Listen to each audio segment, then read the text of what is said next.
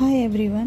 तर इथे आम्ही अशा प्रकारे भांडी आणि कपडे वगैरे धुत असतो. दिवाळीमध्ये सगळे फॅमिली मेंबर्स एकत्र येतात, त्यामुळे खूप भांडी आणि कपडे वगैरे होतात. सध्या फॅमिलीमध्ये मोजकेच आम्ही आलो होतो, 15-20 जण होतो. तशी फॅमिली खूप मोठी आहे मामाची. त्याच्यामुळे माझं एक बॅच झाला होता 2 आणि परत हे सगळे कपडे वगैरे झाले होते आणि इथं टाकले होते. तर हे मामाचं जुनं घर आहे, नवीन घराचं बांधकाम चालू आहे. पण हे घर माझ्यासाठी खूप स्पेशल आहे, कारण की इथेच याच जागी मंडप टाकून कोविड लॉकडाऊनमध्ये प्रवीणचं आणि माझं लग्न झालेलं आहे. ते मी नंतर एका ब्लॉगमध्ये नक्की सांगेन. आणि हे बंगला जो आहे हा मामाचा चालू आहे बांधकाम. ते पुढील 6-8 महिन्यांनी कंप्लीट होईल, तेव्हा मी त्याचा प्रॉपर एक ब्लॉग बनवेल. तर इथे पिल्लूचे काका आले होते, त्याच्यासाठी थोडेफार फटाके घेऊन ते तोच बघत होता. तर आम्ही चाललो होतो आज सिद्धटेक जे आहे सिद्धिविनायकाचं मंदिर, ते तिथे सगळेजणं. असं अचानक प्लॅन झाला होता. तसं आम्ही गावाला फक्त 2 दिवसासाठी आलो होतो, पण ते एक्सटेंड होता 4 दिवस राहिलो आम्ही. तर असंच ठरलं आम्ही सगळ्यांचं की आपण जाऊया सिद्धटेकला, सगळेजणं आहेत तर. नाहीतर परत कधी नंतर येणं होत नाही आणि तेवढा वेळही नसतो. त्यामुळं आज ठरलं सगळ्यांचं की जाऊया. त्यामुळे सगळ्यांची घाई झाली होती, पटापट सगळी कामं आवरली. आणखी लोक इतके आहेत आणि मामींना दोन्ही मामींना खूप कामे पडतील, त्यामुळे सगळे मदतीला लागलो होतो. तर अशा प्रकारे सगळे कामं पटकन आवरून आम्ही निघालो होतो.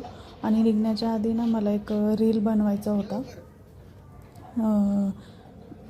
इंस्टाग्रामसाठी, पण तो काय झाला नाही, कारण की सगळे इतके लाजत होते की तो काही व्यवस्थित झाला नाही. ते पुढे तुम्हाला दाखवते मी ते रील जो आहे तो कशा प्रकारे आम्ही शूट केला होता.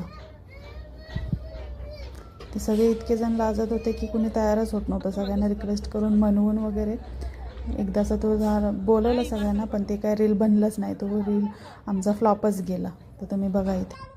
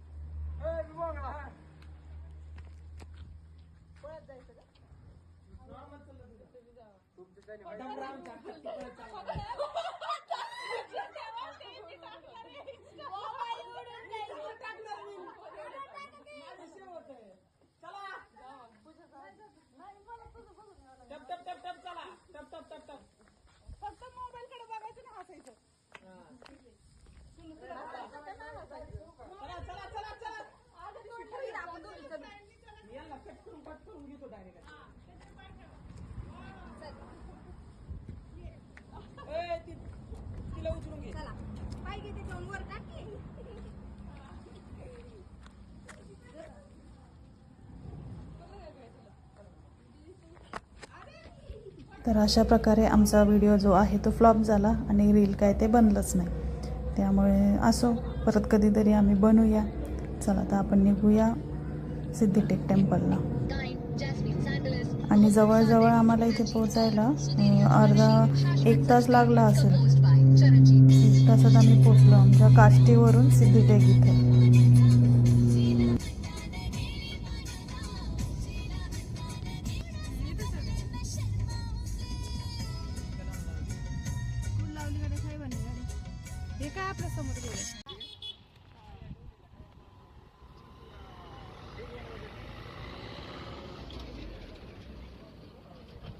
इकडे बघा सगळ्यांनी एकदा.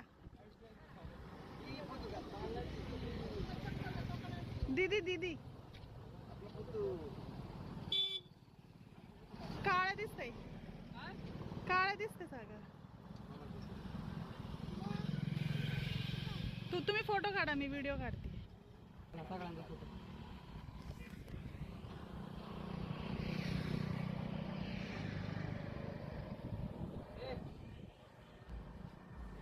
मागचं सिद्धटेक आला का? काळा येतोय ना? चालेल, सांगा आता. इकडे बघा. सिद्धटेकला आलोय आपण. सिद्धटेकला कोण कोण आलंय? आम्ही आमची सगळी सर्व फॅमिली. टोटल किती जण आहेत? टोटल मला वाटते 15 जण असतील आमचे. असतील ना? हा, 15 जण. कसं वाटतंय तुम्हाला? भारी वाटते. सर्व लय दिवसात एकत्र आले. आणि अजून भारी आता सांगण्यासारखं लय नाही.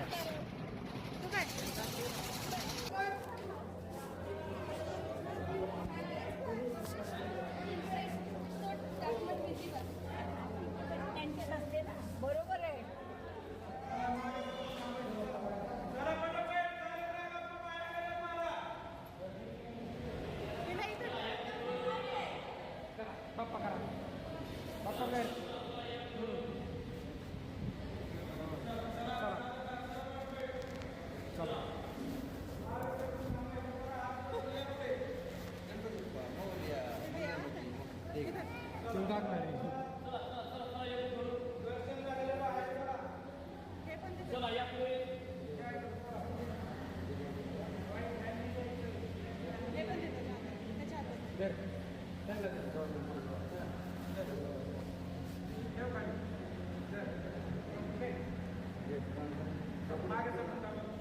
थांबते चला या पुढे चला इथं मागे सरकून थांबा लाईन नका अडवू थांबू चला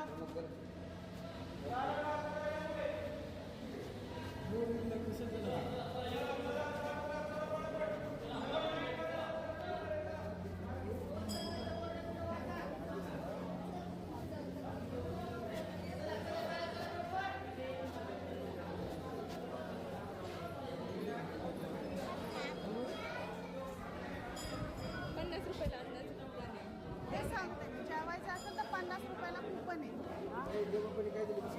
जेवायचं असेल तर 50 रुपयाचं कुपन आहे. नंबर आहे त्याला नंबर प्रत्येकाला 50 रुपये. काय दिलं विचार ना देवबापाने त्याला काय दिलं काय दिलं? जेबापाने काय दिलं? मोदक, नाही मोदक नाही काय दिलं पिलू प्रसाद. प्रसाद हा मग मला पण दिसलं का प्रसाद काय जेवायला बघून बरं. म्हणजे किलो पण प्रसाद प्रसाद घेताय तुम्ही काय करता ते मामीने विचारलं मी नाही. असे करा जेव्हा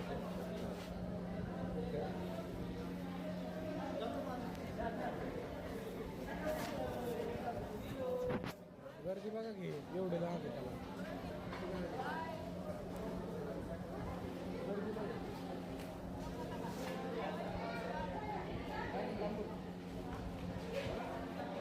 50 रुपयाला आहे.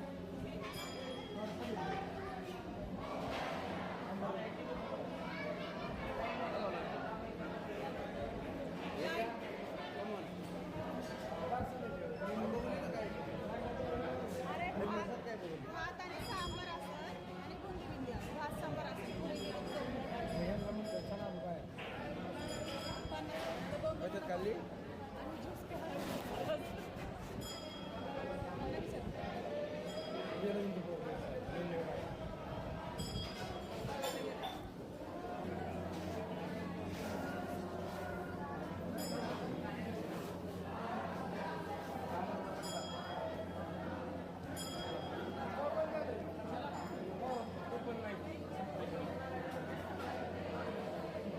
तर दर्शन तर आमचं खूप छान झालं.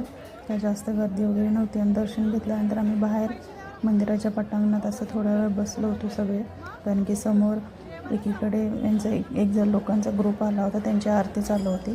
म्हटलं चालू आरतीमध्ये नको निघून जायला, तर आम्ही असंच बसलो होतो आरती ऐकत गणपती बाप्पांची. 5 ते 10 मिनटं बसलो असेल. जशी आरती संपली की आम्ही सगळे मग निघालो. तिथं खरं तर जेवण होतं दुपारचं जे आहे 50 रुपये कुपनमध्ये, पण आम्हाला खूप उशीर झाला होता, त्यामुळे मग आम्ही म्हटलं चला आपण बाहेरच काहीतरी खाऊया. तर मग आरती संपली आणि मग आम्ही सगळे निघालो.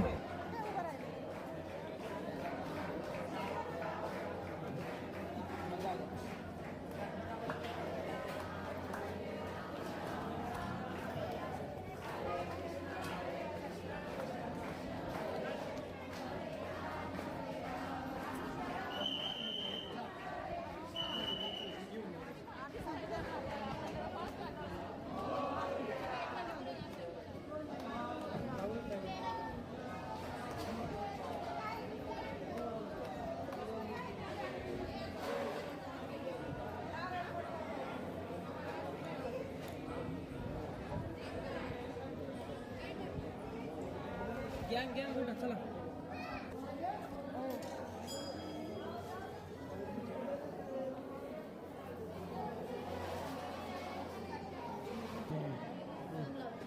तुम्हाला बी लावा.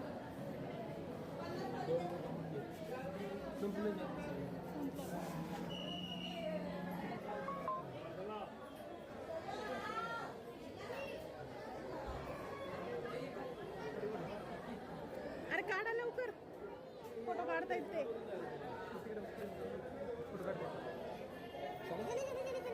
तर दर्शन झाल्यानंतर आम्ही मंदिराच्या बाहेर आलो होतो. तिथे एका शॉपमध्ये उसाचा रस पिला. एक तर गरमी खूप होत होती आणि दुसरा काही नव्हतं इथे खायला. त्यामुळे म्हटलं थंडगार असं ऊसाचं रस तरी प्यावं. सगळ्यांचं आलं होती ऑर्डर, फक्त माझीच तेवढी पेंडिंग होती.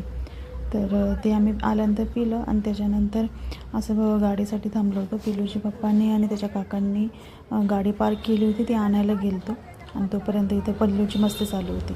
खरं तर यानंतर आम्ही डायरेक्ट घरी न जाता एक तलाव आहे मंदिराच्या बॅक साईडला 1-2 किलोमीटरच्या अंतरावर, तिथे गेलो होतो. सहज ठरलं, त्यामुळे म्हटलं चला आता परत तर कधी येत नाही, त्यामुळे तिथं बोटिंग करायला गेलो होतो.